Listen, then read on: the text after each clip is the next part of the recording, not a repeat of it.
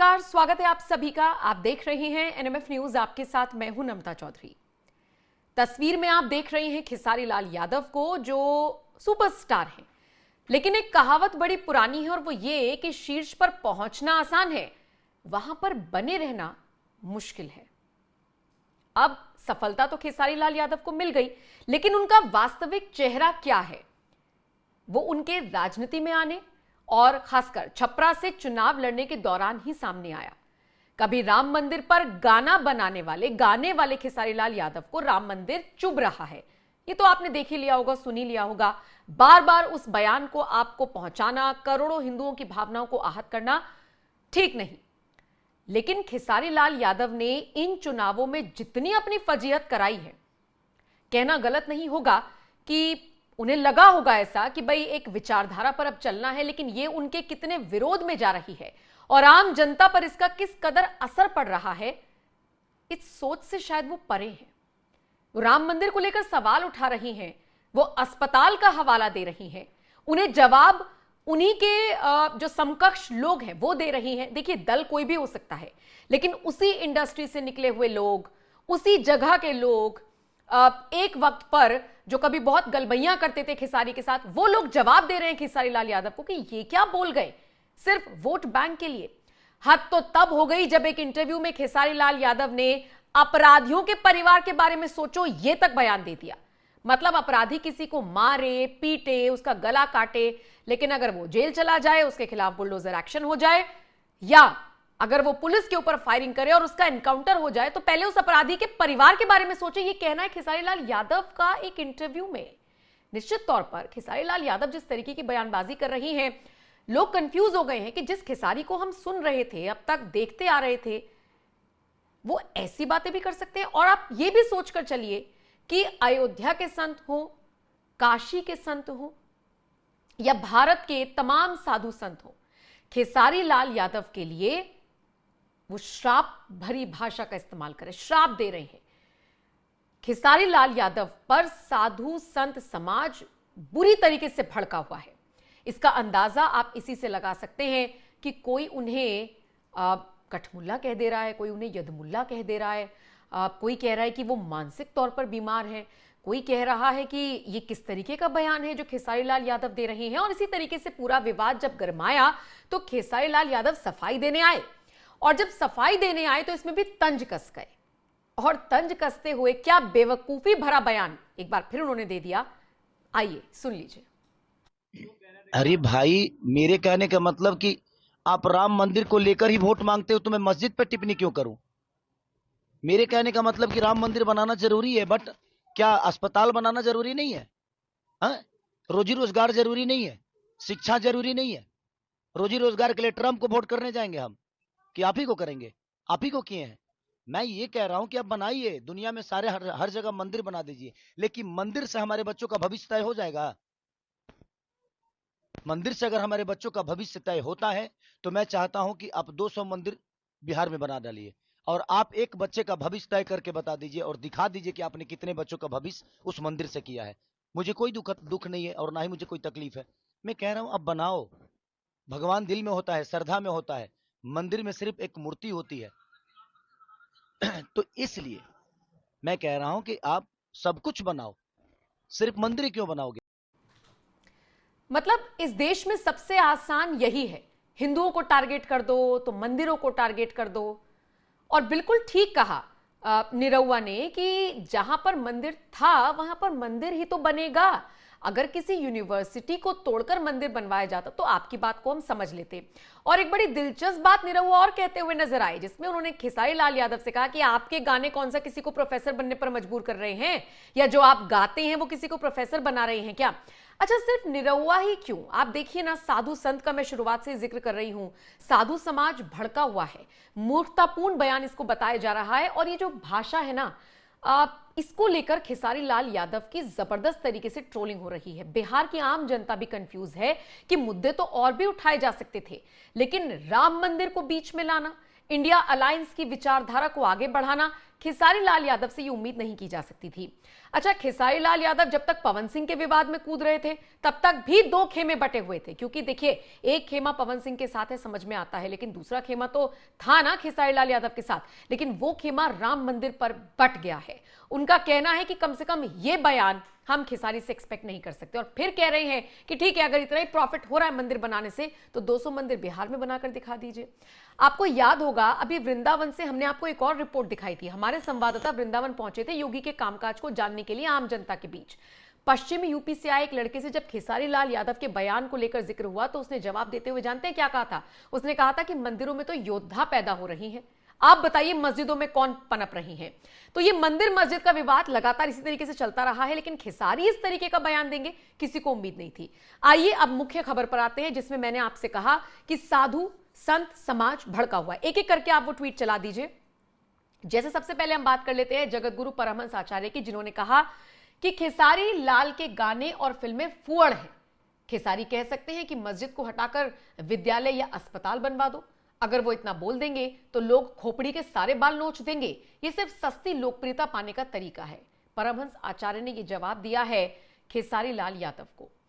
अच्छा, सनातन धर्म का अपमान करो और लोकप्रियता पालो। खेसारी आरजेडी के टिकट पर लड़ रही हैं, उनकी पार्टी में भी कभी मर्यादा नहीं रही, तो उनमें कहां से होगी?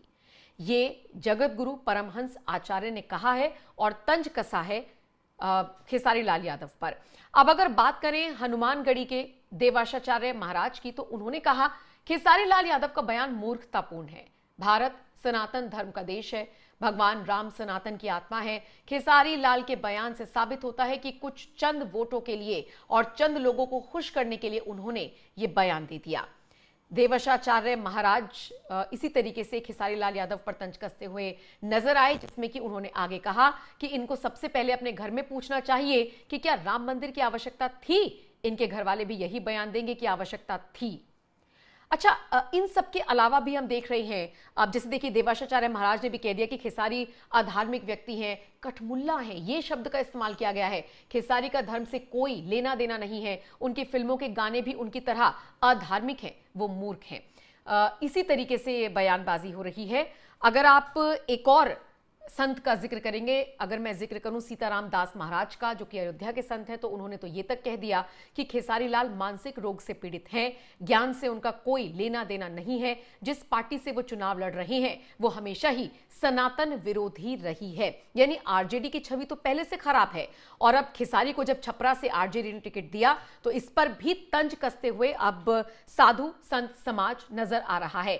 निश्चित तौर पर खेसारी को यह बयान देना भारी पड़ रहा है, लेकिन उनका पूरा स्टेटमेंट क्या है, 2-2.5 मिनट का वो वीडियो है, आप जरा पूरा स्टेटमेंट सुन लीजिए। कोशिश करेंगे फिर आपको निरहुआ का बयान भी सुनाएंगे, निरहुआ ने किस तरीके से खेसारी को जवाब दिया। पहले खेसारी को सुनिए। अरे भाई, मेरे कहने का मतलब कि आप राम मंदिर को लेकर ही वोट मांगते हो तो मैं मस्जिद पर टिप्पणी क्यों करूं? मेरे कहने का मतलब कि राम मंदिर बनाना जरूरी है, बट क्या अस्पताल बनाना जरूरी नहीं है? हाँ? रोजी रोजगार जरूरी नहीं है? शिक्षा जरूरी नहीं है?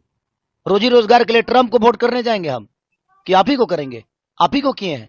मैं ये कह रहा हूं कि आप बनाइए, दुनिया में सारे हर जगह मंदिर बना दीजिए, लेकिन मंदिर से हमारे बच्चों का भविष्य तय हो जाएगा? मंदिर से अगर हमारे बच्चों का भविष्य तय होता है तो मैं चाहता हूं कि आप 200 मंदिर बिहार में बना डालिए और आप एक बच्चे का भविष्य तय करके बता दीजिए और दिखा दीजिए कि आपने कितने बच्चों का भविष्य उस मंदिर से किया है। मुझे कोई दुख नहीं है और ना ही मुझे कोई तकलीफ है। मैं कह रहा हूं अब बनाओ। भगवान दिल में होता है, श्रद्धा में होता है, मंदिर में सिर्फ एक मूर्ति होती है। तो इसलिए मैं कह रहा हूं कि आप सब कुछ बनाओ, सिर्फ मंदिर क्यों बनाओगे? सनातन कहने से इंसान नहीं होता है।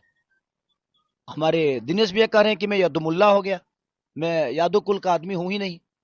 भाई, आप 10 साल बाद आपको सनातन याद आया? 10 साल पहले जब आप सिनेमा लाइन में थे और आज भी है, तो आप मुसलमान के कैरेक्टर में फिल्म क्यों करते थे? आपको नहीं करना चाहिए था। उस समय मुसलमान बुरे नहीं थे। तो बात वहां है ना कि बदलते ये लोग हैं। इनसे आप जब विकास की बात कहिएगा और करिएगा ना, तो ये आपको डायरेक्ट लेके जाएंगे मंदिर मस्जिद के पास, और नहीं तो सनातन पे ले जाएंगे और बेमतलब की बातें करेंगे और उसी में आपको उलझा देंगे। मेरे लिए पवन जी क्या बोले हैं, इससे विकास का कोई लेना देना नहीं है। मेरे लिए रवि भैया क्या बोले हैं, इससे विकास का कोई लेना देना नहीं है। वो हमारी आपस की बातें हैं, हम बातों में ना उलझें। मेरे कहने का मतलब कि उन लोगों से यही कहिए कि आप खेसारी को छोड़िए, आपका सरकार जो किया है उस पे चर्चा करिए, क्योंकि विषय उस पे है।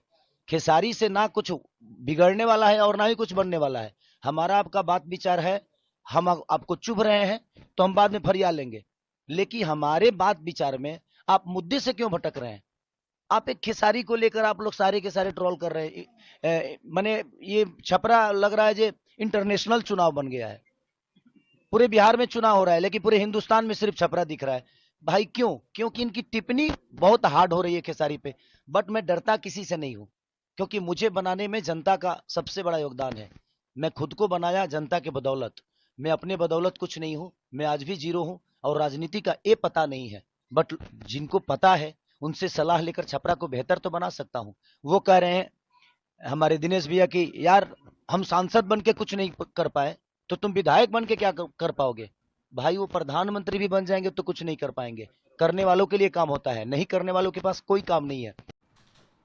अच्छा, सिर्फ यही नहीं, एक इंटरव्यू में खेसारी से अपराधियों को लेकर पूछा गया, माफियाओं को लेकर पूछा गया, तो कह रहे हैं उनके भी तो परिवार है।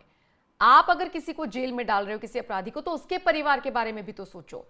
एक न्यूज चैनल को इंटरव्यू दे रहे थे खेसारी लाल यादव और वहीं पर वो ये बात कहते हुए नजर आए हैं। टेक्स्ट चलाइए, मैं पढ़ देती हूं ताकि दर्शकों को समझ में आए, जिसमें वो कहते हैं अच्छा ठीक है, जान चली गई तो आपने अपराधियों को जेल में डाल दिया, तो आपने कितनी जिंदगियां बर्बाद कर दिया। अपराधियों के परिवार को भी तो देखिए। हालांकि एंकर ने काउंटर किया, फिर उन्हें कहा कि जो अपराधी अपराध कर रहा है उस पीड़ित परिवार को भी तो देखो, लेकिन इनका फोकस अपराधियों पर था, अपराधियों के परिवार के लिए था।